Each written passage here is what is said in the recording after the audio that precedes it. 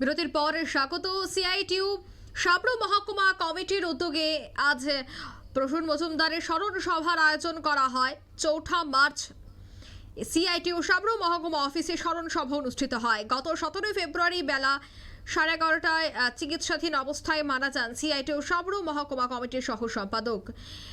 টিএমএসইউ সাবরু মহকুমা কমিটির সম্পাদক প্রসূন মজুমদার। মৃত্যুকালে তার বয়স হয়েছিল মাত্র ৪৪ বছর। আজ প্রয়াত প্রসূন মজুমদারের স্মরণ সভা অনুষ্ঠিত হয়।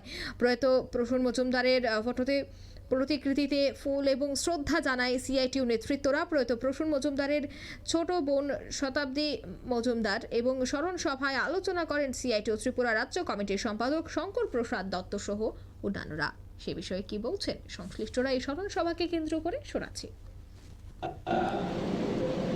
যেভাবে কমরেড প্রসূন মজুমদারকে চিনেন জানেন প্রতিদিন তার কাছে, আমার পক্ষে সেখানে আগরতলা থেকে কমরেড প্রসূন মজুমদারকে এতটা চেনা সম্ভব না, কিন্তু সাবরু মহকুমার সাংগঠনিক কাজে আসা যাওয়ার মধ্য দিয়ে গত বেশ কিছু বছরে দেখেছি যে কমরেড প্রসূন জন্মনে একজন ছেলে, পর্দাদা ছেলে, সব কিছুতে এগিয়ে যায়। আপনারা শুনলেন তাদের বক্তব্য।